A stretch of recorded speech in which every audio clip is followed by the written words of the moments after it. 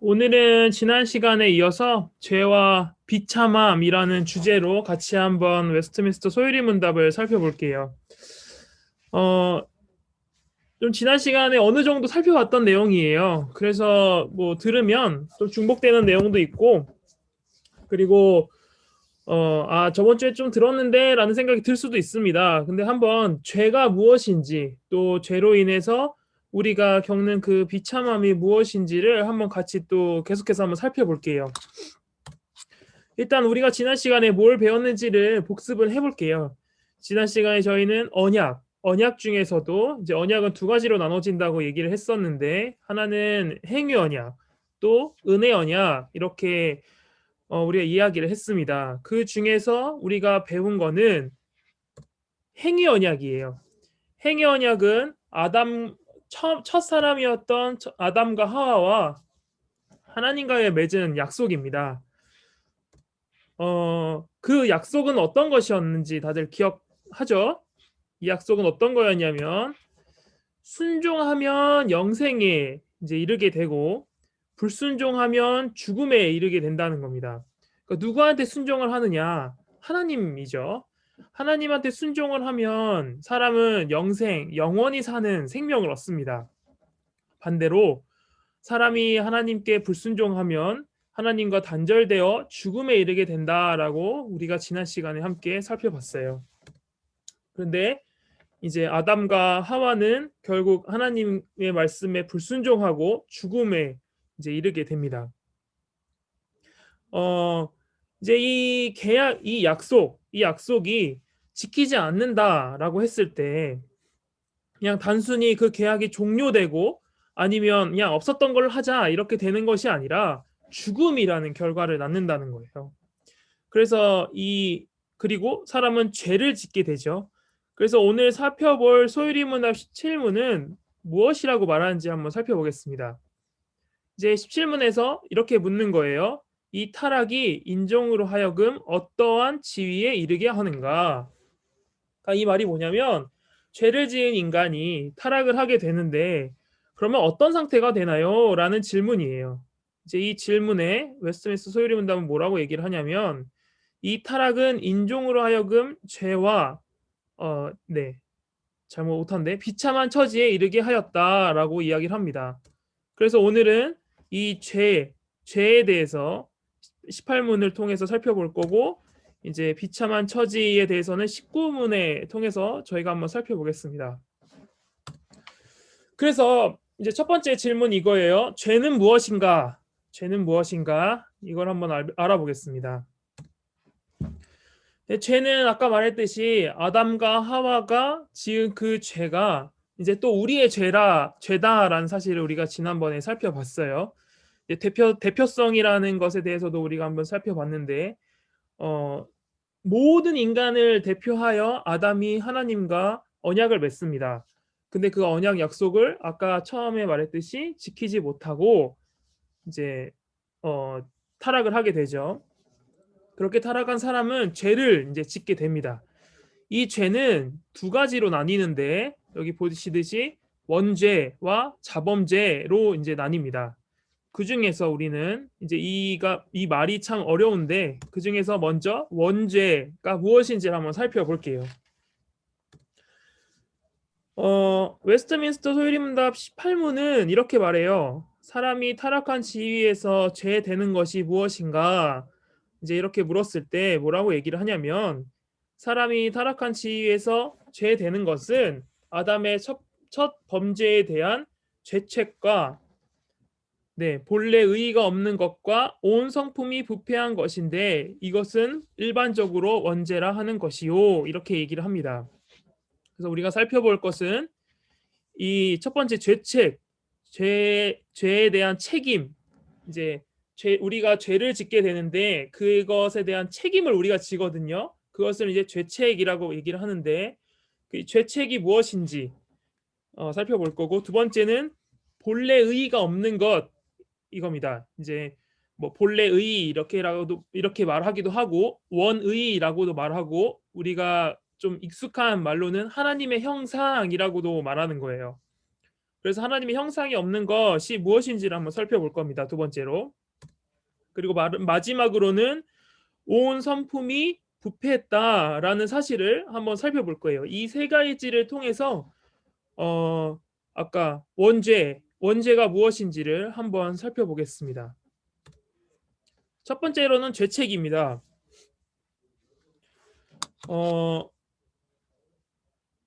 원래 우리가 이제 죄를 가졌으면 그 죄에 대한 책임이 부과돼요. 그러니까 우리가 죄인이다라는 사실을 알고 있죠. 근데 이거를 먼저 얘기하기 위해서는 우리가 죄인인지 아닌지부터 알아야 됩니다. 이건 사실 되게 쉬워요. 우리 자신을 이제 보면 우리가 얼마나 많은 죄를 짓고 사는지를 알 수 있습니다. 이제 제가 말하는 것에 여러분이 해당되면 여러분은 죄인이에요. 부모님한테 화를 낸 적이 여러분 있나요? 그리고 친구들한테 욕을 한 적이 있나요? 그리고 친구를 때린 적이 있나요? 아니면 거짓말을 한 적이 있나요?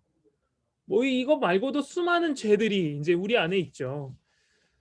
나는 태어나서 한 번도 죄를 지어본 적이 없다라고 말하면 그건 거짓말입니다. 왜냐하면 방금 말했던 것에서 또 분명히 다들 걸리는 게 있기 때문이죠. 사람은 이렇게 다 죄를 지으면서 살아갑니다. 그러면 이 죄가 그렇다면 어디서 오는 걸까요? 내가 그러한 죄를 지었기 때문에 죄인이 된 것인가? 아니면 원래 우리에게 그런 타락한 본성이 있기 때문에 우리가 원래 이 안에 죄가 있기 때문에 이 죄가 우리의 삶에 표현이 되는 것인가?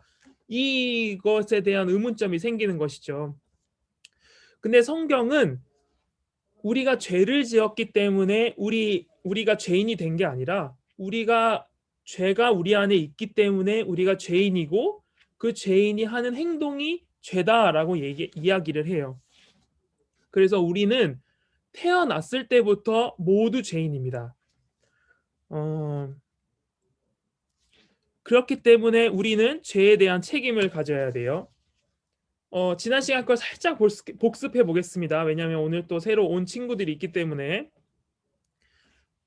지난 시간에 이 대표성이라는 걸 얘기했던 걸 기억하죠? 한국과 미국이 있을 때 두 나라 간에 뭐 여행을 가는데 비자가 없이 이제 여행을 할 수 있겠다라는 어떤 계약을 두 나라가 체결한다고 생각을 해봅시다. 이제 그 대표로 한국의 대통령 또 미국의 대통령 이렇게 나와서 협상을 해요. 그런 장면도 우리 많이 보죠. 뉴스나 아니면 신문이나 이런 데서. 근데 이 두 명이 나왔다고 해서 미국에 있는 대통령과 한국에 있는 대통령만 비자 없이 여행을 할 수 있나요? 아니죠. 그 나라에 속해 있는 모든 국민들이 이 약속에 포함이 돼요. 대표로 미국 대통령과 한국 대통령이 나왔지만 이 계약은 모든 사람들한테 해당이 됩니다. 이렇듯 아담이 맺은 언약은 우리가 하나님과 맺은 언약이기도 해요. 반대로 얘기하면 아담이 지은 죄는 또 우리의 죄가 되는 겁니다. 그래서 우리는 죄에 대해서 책임을 져야 돼요. 이 원래 아담이 저지른 그 죄는 우리의 죄이기도 하기 때문에 우리는 그 책임을 져야 합니다. 두 번째로 하나님의 형상을 상실했어요.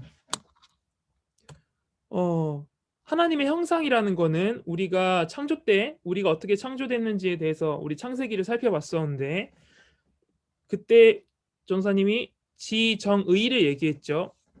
지식에 있어서 또 정서에 있어서 이 거룩함에 있어서 또 의지에 있어서 우리는 하나님을 바라보고 하나님이 즐거워하는 것이 무엇인지를 생각하며 살아갈 수 있습니다. 그런데 우리는 하나님의 형상을 다 잃어버렸어요. 이게 어떤 걸 뜻하냐면 더 이상 하나님이 즐거워하시는 게 하나님이 원하시는 게 무엇인지를 모르고 산다라는 뜻이에요. 그 전에는 그냥 아담과 하와가 에덴 동산에 처음 태어났을 때는 하나님이 무엇을 원하고 하나님이 좋아하시는 게 무엇이고 하나님을 사랑한다는 게 무엇이고 하나님을 예배하는 게 무엇인지를 그냥 알고 있었어요. 그리고 그게 당연히 여기고 그것을 그냥 당연하게 행동하고 그렇게 살아가고 있었죠. 근데 죄로 인해서 이 하나님의 형상을 잃어버린 사람은 하나님이 기뻐하시고 하나님이 원하시는 게 무엇인지를 알지 못하고 살아갑니다. 그래서 우리는 가장 치명적인 게 뭐냐면 왜 우리는 사는가라는 질문을 할 수밖에 없게 돼요. 어, 우리가 이제 한번 생각을 해봅시다. 전도사님도 이거를 이제 여러분의 나이대에 또 대학교에 들어가서 이제 많이 고민하던 문제인데 왜 우리는 사는가? 왜 살아야 되는가?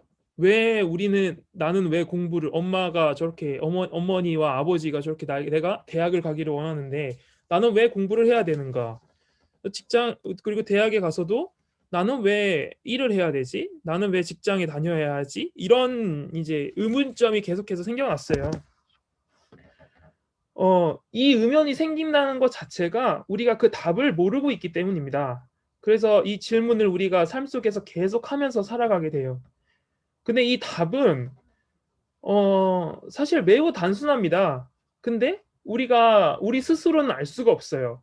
왜 우리가 스스로 알 수가 없냐면 우리의 죄 때문에 더 이상 그 죄가 우리의 형상을 잃어버리게 하고 우리가 그 답을 찾아갈 수 없게끔 만들었거든요. 그 답은 매우 간단합니다. 전도사님이 되게 자주 얘기하는데 우리는 하나님의 영광을 위해서 하나님을 기뻐하시기 위해서 이 삶을 살아갑니다. 이제 그 안에서 이제 다양한 것들 자기 책임에 맞게끔 하면서 살아가는 거죠. 하나님을 우리가 하나님의 형상을 잃어버렸다는 것은 매우 또 단순하게 또 쉽게 알 수 있어요. 왜냐하면 우리는 본성적으로 하나님을 예배하고 하나님을 사랑하기를 거부합니다. 이제 하나님을 믿고 나서도 그것이 좀 이렇게 나태해지기도 하는데 본성적으로 하나님을 믿지 않는 사람들을 보면 우리는 그걸 쉽게 알 수 있어요. 하나님을 예배하고 찬양해야 될 사람들이 죄로 인하여 그것을 거부하고 또 지겨워하고 힘들어하죠. 우리는 그것을 보면서 우리가 하나님의 형상을 잃어버린 자다 라는 사실을 알 수 있습니다. 이제 세 번째로는 부패한 인간입니다. 이제 두 번째 것과 조금 이제 비슷한 맥락을 가지고 있는데 조금 다른 시각에서 한번 살펴볼게요. 부패한 인간은 단순히 이제 어느 정도 한 절반 정도는 부패했고 절반 정도는 부패하지 않았다라는 것이 아니에요. 완전히 부패했습니다. 완전히. 그래서 아까 말했듯이 하나님을 즐거워하지도 못하고 하나님을 찾지도 못해요. 하나님께서 원하시는 사람의 모습이 하얀색이라면 우리는 그 하얀색이 하나도 없는 그냥 시꺼먼 사람이었습니다. 그래서 하나님을 즐거워하지도 않고 하나님을 원하지도 않는 거예요. 근데 이게 얼마나 심각한 문제냐면 우리가 이 문제를 스스로 해결할 수 없다라는 거예요. 죄의 문제를 우리가 죄를 가지고 있는데 이 죄의 문제를 스스로 해결할 만한 능력이 아예 완전히 상실되었다라는 것을 뜻합니다. 부패한 사람의 특성은 죄에 대해서 자기 자정 능력이 없어요. 또 두 번째로 이렇게 그러니까 죄에 대해서 해결하고자 하는 의지조차 없습니다. 내가 죄인이다라는 사실조차 우리는 알지 못해요. 이것이 이제 정말 비참한 상태인 거죠. 방금 말했듯이 우리가 문제가 뭔가라는 것에 대해서 이제 의문도 갖지 못하는 것입니다. 왜 자꾸 나한테 문제가 있다고 하지? 이제 말씀을 듣다 보면 성경을 읽다 보면 이제 죄에 대해서 계속 강조해서 얘기를 해요. 죄인이다. 그리고 뭐 다윗이 나는 뭐 죄인이다. 바울도 나는 죄인이고 괴수다. 뭐 이렇게 얘기를 하는데 왜 이렇게 계속해서 나한테 문제가 있다라고 왜 말을 하는가? 이게 바로 우리가 죄로 인해서 생긴 문제입니다. 우리가 죄인이고 우리가 그 문제를 안고 살아가는 게 왜 문제이고 왜 우리 안에 죄가 있다고 얘기하는지 우리가 죄인이라고 하는지에 대해서 납득하지를 못하죠. 어, 이런 것들이 원죄입니다. 그래서 이제 원죄라 하는 것이다라고 웨스트민스터 소리문답 18문을 얘기하고 있어요. 근데 여기서 끝나지 않습니다. 뒷 문장이 더 있는데 아울러 원죄로 말미암아 나오는 모든 본죄이다라고 얘기를 해요. 죄라는 것은 아까 처음에 말했듯이 원죄가 있고 아담과 하와로 인해서 우리 안에 있는 그 원죄가 있고 또 자범죄라는 것이 있습니다. 자범죄는 무엇이냐면 그렇게 죄인인 사람이 계속해서 죄를 지으면서 살아가는 것을 말해요. 원죄, 아담과 하와를 통해서 우리가 갖게 되는 그 원죄에서만 우리가 죄에 그치는 게 아니라 자범죄, 우리는 죄를 계속해서 더해갑니다. 거기 그 원죄에서만 끝나는 것이 아니라 자범죄, 뭐 거짓말을 하거나 아니면 뭐 나쁜 짓을 하거나 뭐 성실하지 못하고 뭐 친구들과의 관계에서도 그렇게 살아가는 아니면 뭐 부모님과의 관계에서도 죄를 지면서 우리는 살아가는데 계속해서 사람은 더 죄를 더해 갑니다. 덜 하지 않아요. 더해 갑니다.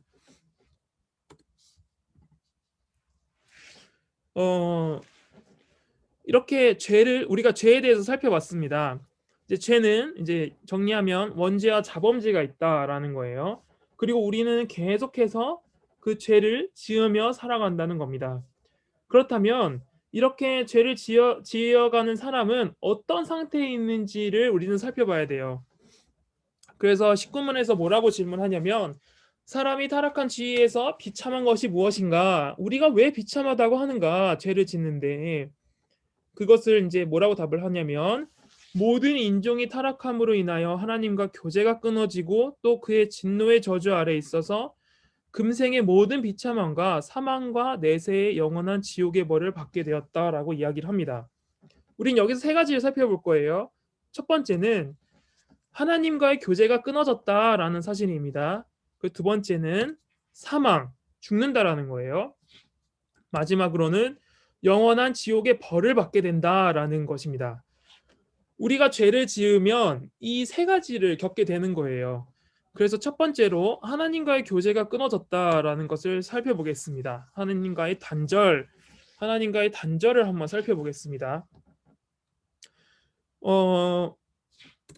우리가 지난 시간에 핸드폰 충전기에 대해서 이야기를 했죠. 핸드폰이 충전이 되려면 핸드폰 충전기를 꽂아놔야 됩니다. 계속해서 이 전기를 공급받으면서 핸드폰이 켜져 있기 위해서는 핸드폰 충전기를 꽂아놔야 돼요. 그렇지 않으면 이 핸드폰은 그냥 꺼져버리고 여기 지금 66%라고 써 있는데 66%에서 0%가 되는 순간 이제 핸드폰은 완전히 끊어져 버리죠. 우리도 마찬가지입니다. 우리는 이렇게 하나님이 이제 충전기라고 한다면 예를 들어서 이렇게 설명하면 될지 모르겠지만 그리고 우리가 핸드폰이라고 한다면 우리는 계속해서 하나님으로부터 전기를 공급받듯이 생명을 공급받아야 합니다. 그게 바로 사람이 살아갈 수 있는 거예요. 그렇게 하나님과의 교제 속에서 생명을 공급받을 때 우리는 영원한 생명을 받고 살아가게 되는 것이죠. 이렇게 하나님 안에서 우리가 살아가야 합니다. 이렇게 살아갈 때 우리는 하나님과의 끊어지지 않고 생명을 얻어서 살아갈 수 있다는 거예요.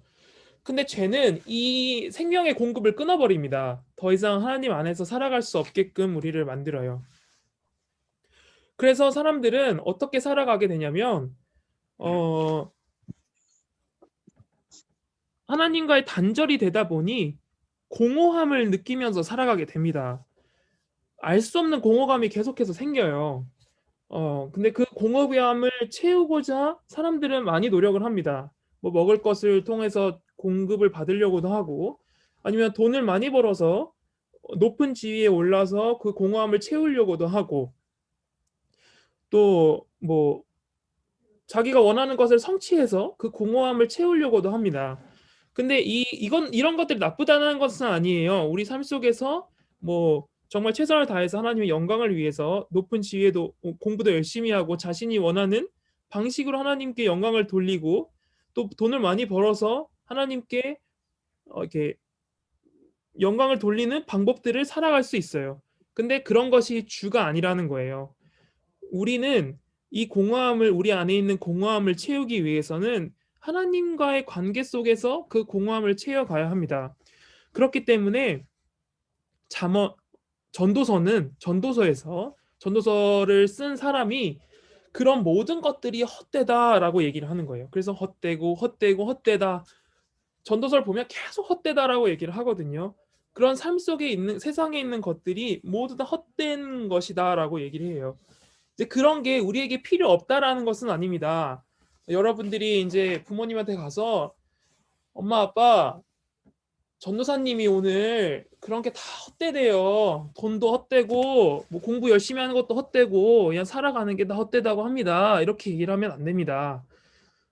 그런 것도 중요해요. 아까 계속해서 말했듯이 우리는 삶 속에서 우리가 맡은 역할을 통해서 최선을 다하고 그것을 통해서 하나님께 영광을 돌려야 되는 자들입니다. 그렇기 때문에 우리가 최선을 다해서 사는 거예요. 그런데 그것에 완전히 목매어서 살아면 안 된다라는 거예요. 그런 거의 지향점, 우리가 더 지향해야 할 것은 하나님과의 관계 속에 있다고 말하는 겁니다. 그래서 죄로 인해서 이 하나님과의 관계가 끊어졌다라는 것은 그만큼 치명적인 것을 얘기를 해요. 두 번째로 사망입니다. 이렇게 하나님과 단절된 사람은 사망에 이르게 됩니다. 성경은 죄의 값은 사망이다라고 이야기를 해요. 근데 문제가 있습니다. 이제 죽어서 이 죄에 대한 값을 다 치를 수만 있다면 더없이 좋겠죠. 근데 문제는 여러분 생각을 해봅시다. 내가 1억을 빚을 졌어요. 뭐 100만 원을 빚을 졌어요. 1억을 졌고 뭐 1000억을 빚을 졌습니다. 그런데 우리가 죽어서 갚을 수 있는 금액은 500원, 1000원. 사실 그것도 안 돼요. 그 정도밖에 안 된다고 하면 이게 의미가 있나요? 의미가 없죠. 1억에 500원밖에 갚을 수 없는 게 우리의 죽음입니다. 그래서 비참해요. 우리가 만약에 1억을 빌렸는데 우리가 죽어서 1억을 갚을 수만 있다면 그건 더 뭐 상관없겠죠. 그렇게 말끔히 하나님과 우리 간의 이제 관계를 뭐 이렇게 다 해결할 수만 있다면 더없이 좋겠지만 우리의 죽음은 그만한 가치를 가지지 않습니다. 그래서 비참해요. 죽어서 비참하지만 그것을 또 갚을 수도 없어서 비참한 게 바로 사람입니다.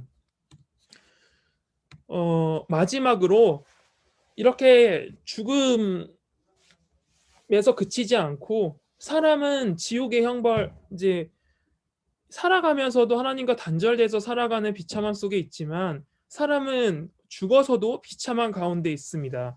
아까 말했듯이 우리는 하나님과의 그 빚을 하나님과 맺은 그 빚을 다 청산하지 못해요. 죄를 영어로 sin이라고도 하지만 debt이라고도 합니다. 빚이라는 뜻의 영어를 써요. 영어 성경을 보면 그 debt 그 빚을 우리가 다 청산하지 못합니다. 그래서 우리는 계속해서 지옥의 형벌을 받으면서 살아가요.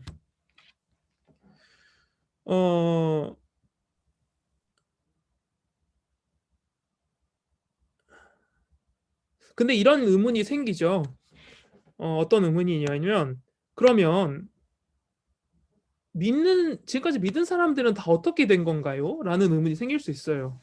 왜냐하면 여러분 죽지 않고 지금까지 2000년, 3000년 살았다라는 사람을 본 적이 있나요? 없죠. 모든 사람 다 죽었어요. 다 죽었는데 그러면 다 죽었으니까 그 믿음은 거짓이 아닌가라는 생각을 할 수 있습니다. 왜냐하면 죽었거든요.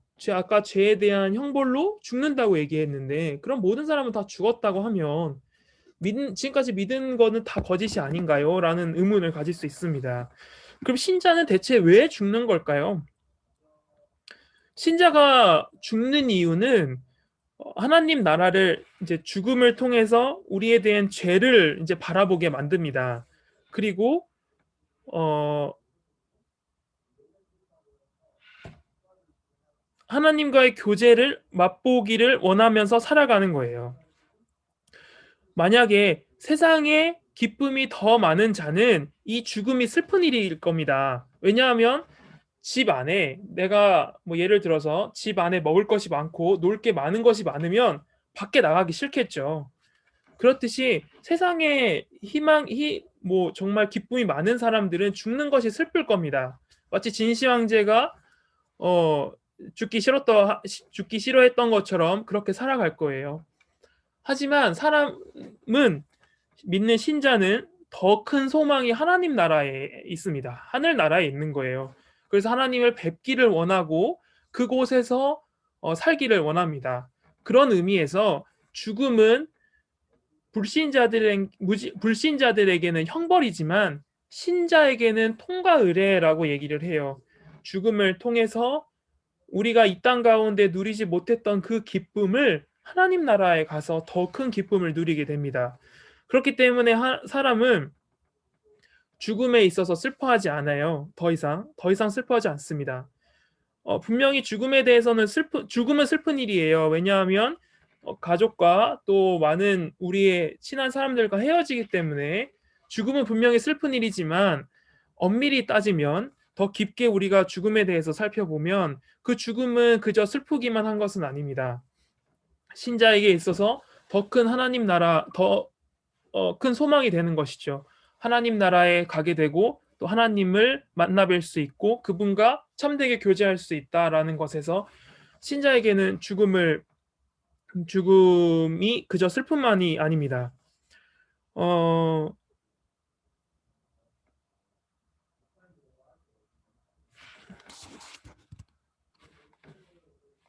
네. 시간이 이제 40분이 거의 다 돼가는데 잠깐 더 살펴볼게요.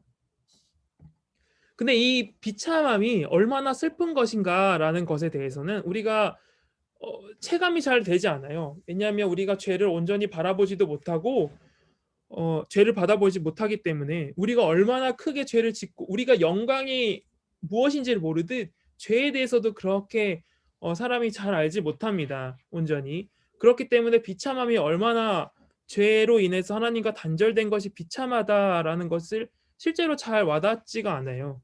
근데 말씀을 통해서 우리는 그것을 어느 정도 알 수 있습니다.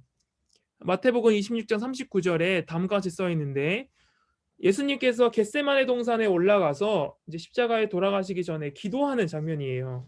그 기도하는 데에서 예수님께서 뭐라고 말씀하시냐면 조금 나아가사 얼굴을 땅에 대시고 엎드려 기도하여 이르시되 내 아버지여 만일 할만하시거든 이 잔을 내게서 지나가게 하옵소서라고 기도를 하십니다. 우리가 여기서 볼 것은 이 잔을 내게서 지나가게 하옵소서라는 말씀이에요. 이 잔이 무엇이냐면 우리 죄로 인하여 얻는 그 고난과 고통을 얘기합니다. 하나님과의 단절된 삶, 그것이 이 잔을 뜻해요. 예수님께서는 죄가 없으시지만 예수님께서 우리의 모든 죄들을 이게 받고 그것들을 알아가시고 그것들을 짊어지시거든요. 근데 이 잔을 짊어진다라고 얘기를 했을 때 한 번도 죄에 대해서 죄를 겪어보시지 않으신 분, 하나님과의 단절을 경험해 보지 않으신 분이 하나님과의 단절을 경험해야 하니 그것이 얼마나 힘들고 고통스러운지를 아시는 거예요. 이것은 마치 어떤 것과 같냐면 수산물 시장에 우리가 갔다고 생각을 해봅시다. 수산물 시장에 들어갔을 때 우리가 딱 들어가자마자 무엇과 처음 마주하게 되냐면 비린내와 마주하게 됩니다. 들어가는 순간 생선 비린내가 온 곳에 퍼져 있어요. 그렇게 마치 그 비린내를 맡고 코를 막듯이 예수님께서는 죄가 없던 곳에서 죄가 있는 곳에 들어오니 그 죄의 악취가 코를 찌르듯 나오는 거예요. 근데 우리는 그 죄의 악취가 얼마나 심각한지를 모릅니다. 왜냐하면 수산물 시장 안에 들어가 있는 사람들은 후각이 이제 마비되어서 그 비린내를 잘 느끼질 못하거든요. 그렇듯이 사람도 죄 가운데 계속해서 살아가니 우리가 그 죄의 비린내, 죄에 대한 악취가 얼마나 심한지를 알지 못합니다. 그래서 그 곳에 있는 것 자체가 얼마나 고통스러운지를 알지를 못해요. 근데 예수님께서는 그 고통이 얼마나 크신지를 아시고 그 잔을 지금 치워달라라고 하나님께 기도를 하는 것이죠. 그래서 결론을 맺겠습니다. 우리는 우선 죄를 경계해야 합니다. 그렇다면 여러분, 이 죄는 어떻게 경계할 수 있을까요? 이 죄를 경계할 수 있는 방법은 바로 말씀을 보는 것이에요. 말씀 안에는 우리가 얼마나 죄를 짓고 사는 존재인지, 또 이 죄를 어떻게 하나님께서 어떤 죄를 싫어하시는지, 하나님이 무엇을 싫어하시고 우리가 이 죄를 어떻게 해결할 수 있는지가 기록되어 있습니다. 그렇기 때문에 죄를 우리가 성경을 계속해서 읽어가므로 우리가 얼마나 큰 죄를 짓고 살아가는지를 알아야 돼요. 두 번째로 우리는 얼마나 불쾌한 존재인지를 알아야 합니다. 이제 성경을 배워가면서 이제 우리는 죄에 대해서 알아가는데 그게 우리의 죄다, 우리의 상태다라는 사실을 알아야 돼요. 그래서 이 칼빈은 이제 이 칼빈 선생님인데 여러분들이 뭐 종교개혁사 이런 걸 배우면 학교에서 배우면 듣게 되는 인물이에요. 이분이 기독교 강요라는 이제 네 권짜리 책을 쓰셨는데 이제 그것을 한번 잠깐 읽어보면 첫 줄에 보면 우리 자신에 대해서 불쾌하게 여기지 않고서는 하나님을 진지하게 사모할 수 없다라고 이야기를 해요. 우리가 죄에 대해서 알아가야면 알아갈수록 우리는 그 죄가 얼마나 심각한지를 알고 우리는 하나님을 바라보게 됩니다. 왜냐하면 하나님 안에 그 해결책이 있기 때문이에요. 그 해결책이 무엇이냐면 바로 예수 그리스도입니다. 우리가 죄에 대해서 비참하게 살아가고 우리가 죄에 대해서 정말 고통 속에서 살아가는데 이것을 성경을 통해서 알아갑니다. 그래서 우리가 얼마나 괴로운 가운데 있는지를 성경을 통해서 알아가요. 근데 그 탈출구가 그것을 우리가 해결할 수 있는 방법이 예수님을 믿는 방법이다라고 성경은 얘기를 해줍니다. 그렇기 때문에 우리가 예수님을 믿는 거예요. 우리 청소년 부가 이렇게 성경을 통해서 죄를 알아가기를 원합니다. 죄를 알아간다는 것은 우리가 얼마나 고통 가운데 있고 이 세상 가운데 얼마나 힘든 삶을 살아간다라는 것을 알아가는 거예요. 죄가 정말 만연해 가고 시간이 지나갈수록 세상은 더 죄를 많이 지어갑니다.